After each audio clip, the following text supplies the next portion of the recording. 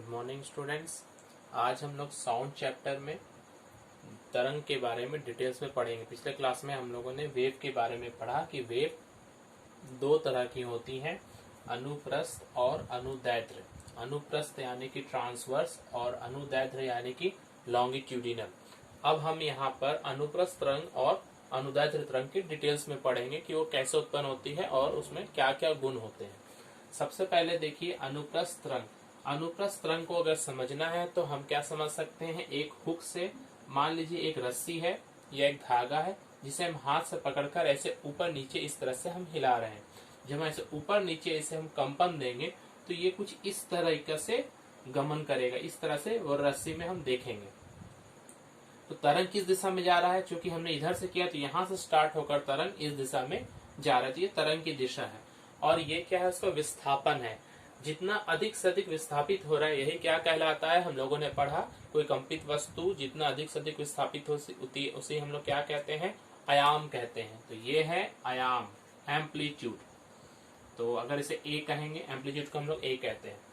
और यहाँ पर देखिए आप लोग, ये जो सबसे अधिक ऊपर का जो पोजीशन है जो ऊंचाई में है, इसे हम लोग क्या कहेंगे, इसे हम लोग इंग्लिश में कहते हैं क्रेस्ट। और नीचे के स्थान को हम लोग क्या कहते हैं, ट्रफ। ये जो सबसे नीचे यहाँ भी जाएगा तो और नीचे जाएगा, सबसे जो नीचे गर्त है इसे हम ट्रफ कहेंगे, TROUGH। हिंदी में इसे हम लोग गर्त कहते हैं। गर्त मतलब खड्डा और क्रेस्ट का मतलब है श्रृंग। तो देखते हैं ट्रांसवर्स वेव में श्रृंग और गर्त होते हैं। तो दो श्रृंगों के बीच की दूरी जो होती है वो क्या कहलाती है, तरंग लंबाई, लैम्डा। या यहां से अगर शुरू करेंगे, यहाँ जो नीचे जो गर्त आएगा तो ये दोनों गर्त के बीच की दूरी जो होती है वो क्या कहलाती है, ट्रफ। तो लैम्डा क्या है, दो श्रृंग के बीच की दूरी। पिछले क्लास में हम लोगों ने क्या पढ़ा था कि तरंग लंबाई क्या है, किसी कंपित वस्तु द्वारा एक पूर्ण कंपन करने में जितना समय लगता है। तो अगर हम ध्यान दें, एक पूर्ण कंपन का मतलब क्या है, अगर वस्तु को यहाँ से देखते हैं तो वस्तु यहाँ से आने के बाद यहाँ आ रही, उसके बाद पुनः यहाँ आ रही, तो यहाँ से यहाँ वो एक पूर्ण कंपन हो रहा है। अगर हम वस्तु को यहाँ पर देख रहे हैं तो फिर वापस इसी पोजीशन में आने के लिए कहाँ पर जा रहे हैं, यहाँ पर आ रहा है, क्योंकि ये तो नीचे चला गया। तो ये हुआ एक पूर्ण कंपन। इस पूर्ण कंपन में तरंग कितनी दूरी तय किया, इस पूर्ण कंपन करने में तरंग जितनी दूरी तय करेगा, ये इस दूरी को ही हम लोग क्या कहेंगे, हम लोग कहेंगे कि ये लैम्डा है या तरंग लंबाई है। इस चीज को ध्यान देंगे, दो श्रृंग या दो गर्तों के जो बीच की जो दूरी होती है उसे हम लोग तरंग लंबाई कहते हैं।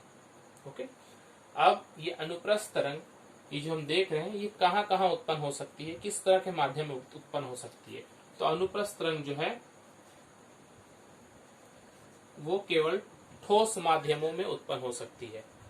जल में भी उत्पन्न होगी, मगर जल के सिर्फ सतह पर उत्पन्न होगी, जल के सतह या जल के तल पर उत्पन्न होगी। मगर गैसों में इस तरह की कोई तरंग उत्पन्न नहीं हो सकती है, अनुप्रस्थ तरंगें उत्पन्न नहीं हो सकती है। अनुप्रस्थ तरंग का उदाहरण क्या क्या हम लोग ने देखा, उदाहरण अनुप्रस्थ तरंगों का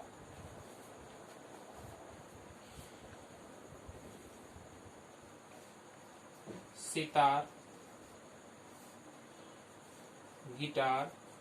ये जो म्यूजिकल इंस्ट्रूमेंट्स है सितार और गिटार, इनमें वायर्स होते हैं। उन वायर्स को जब हम छेड़ते हैं हाथ से तो वो जो कंपन होता है वो किस तरह का तरंग उत्पन्न करता है, अनुप्रस्थ तरंग उत्पन्न करता है। इसके अलावा जब पानी में हम एक पत्थर मारते हैं तो पानी का जो तल ऊपर नीचे होता है वो भी क्या है, एक तरह का अनुप्रस्थ तरंग है। तो जल तरंग भी हम कह सकते हैं, जल तरंग ये एक तरह का अनुप्रस्थ तरंग है। और जो सबसे इंपॉर्टेंट बात है, प्रकाश की तरंगें जो होती हैं,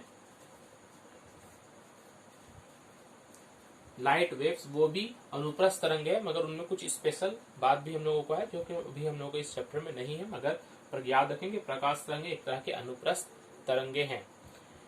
ये जो अनुप्रस्थ तरंगों का बात मैं कह रहा हूँ, या अनुप्रस्थ तरंगों के और अनुदैर्ध्य तरंगों के बीच में अंतर हमें पढ़ना पड़ेगा, उसके लिए भी हम लोग डिटेल्स से पढ़ेंगे। सबसे पहले अनुप्रस्थ तरंग हम लोगों ने पढ़ लिया, अब अनुदैर्ध्य तरंग के बारे में हम लोग पढ़ने जा रहे हैं।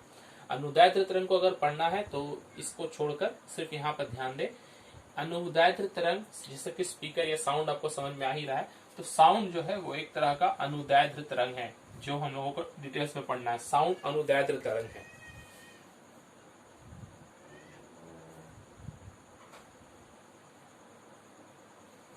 अनुदैर्ध्य तरंग को समझना है तो एक स्प्रिंग का एग्जांपल लेंगे।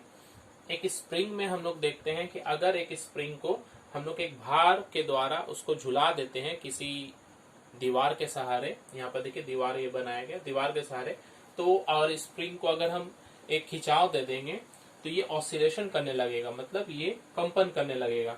एक बार वो नीचे जाएगा भार और एक बार वो भार ऊपर जाएगा। तो जब वो नीचे जाता है तो क्या होता है, देखिए जब नीचे जाएगा तो जिस स्थान का स्प्रिंग से संपर्क में है उस स्थान के स्प्रिंग की जो बीच के जो स्पाइरल्स गैप है वो बढ़ते जाएंगे, बढ़ जाएंगे, और किसी किसी स्थान में वो स्प्रिंग क्या संकुचित हो जाएगा और किसी स्थान में वो क्या हो जाएगा, बढ़ जाएगा। ठीक इसी तरह जब ये स्प्रिंग ऊपर की तरफ जाएगा तो जो सामने का जो सतह है उसको वो दबा देगा, संकुचित हो जाएगा, और जो ऊपर का है वो क्या रहेगा, फैला हुआ रहेगा। ये बार बार ये दो के क्रम में जोड़ा जोड़ा बन के जाता है। तो जहां पर स्प्रिंग का जो ये सटा हुआ हिस्सा है, यहाँ पर ये दुनिया कम हो जाती है, इसको संपीड़न कहते हैं हम, संपीड़न। इंग्लिश में कहेंगे कॉम्प्रेशन, कॉम्प्रेशन, क्योंकि यहाँ कॉम्प्रेस हो रहा है।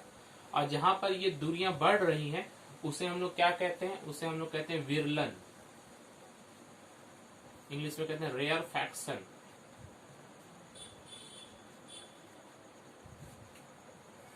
तो संपीड़न और विरलन ये क्रियाएं देखिए यहाँ भी हो रही है, मगर जो संपीड़ित था वो यहाँ पर विरलन हो गया जब वो ऊपर जा रहा है तो, और जो विरलन था ये देखिए संपीड़ित हो गया।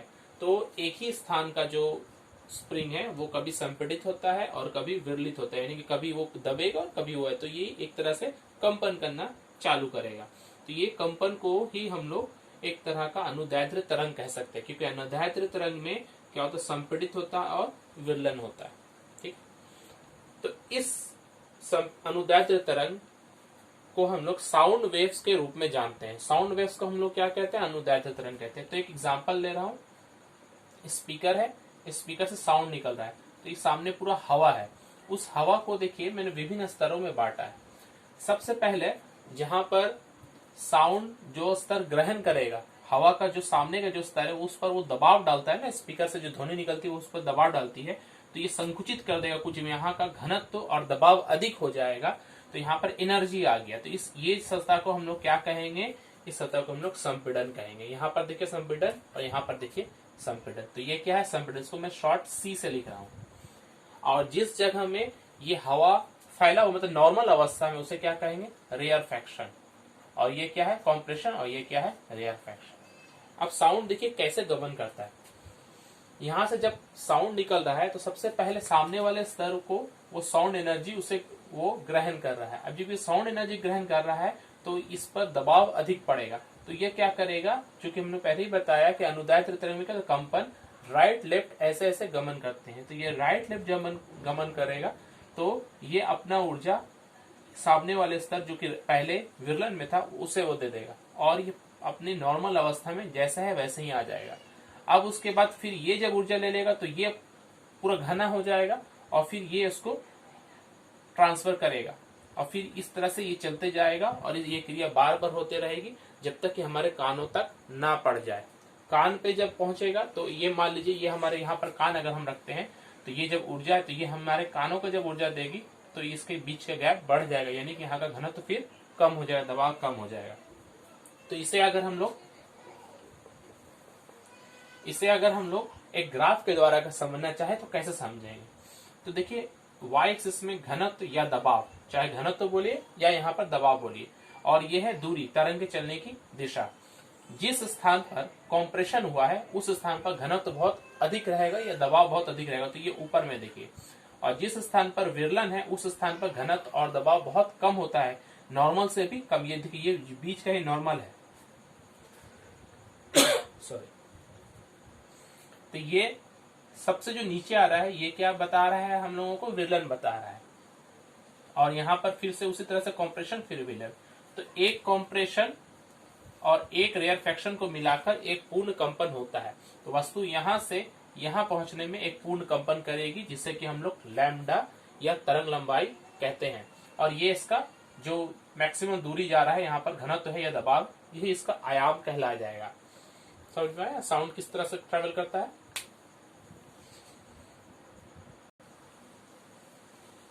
फिर से यहाँ ध्यान दें, अनुदैर्ध्य तरंग साउंड किस तरह से हमारे कानों तक पहुंची। सबसे पहली स्थिति में जब ये एनर्जी लिया तो ये पूरा हवा का स्तर इस रूप में बढ़ गया। इधर मत ध्यान दें, सिर्फ इधर देखते हैं, ये कॉम्प्रेशन हो गया। तो इसमें क्या है, साउंड एनर्जी है। जब इसमें से साउंड एनर्जी इसमें जाएगी, साउंड इसमें से चला जाएगा, तो ये क्या हो जाएगा, पुनः पहले जैसा हो जाएगा।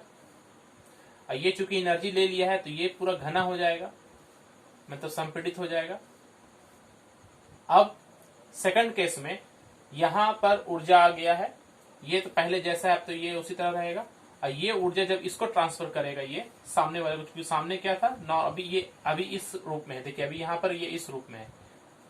ये जब साउंड एनर्जी इसको वापस दे देगा तो वो ये वापस नॉर्मल हो जाएगा और ये फिर संकुचित हो जाएगा, संपीड़ित हो जाएगा और फिर इसमें ऊर्जा आ गया।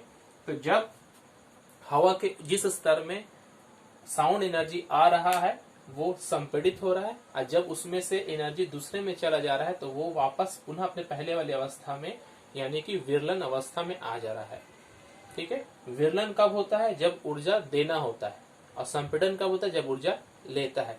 तो जब मान लीजिए अगर हमारा कान यहाँ पर है, यह अगर हमारा कान है मान लेते हैं, तो ये हमारे कान पे ऊर्जा जब आएगा तो ये साउंड एनर्जी जब हमको वो दे देगा तो वापस ये पुनः पहले वाले अवस्था में, मतलब विरलन अवस्था में आ जाएगा। ठीक है।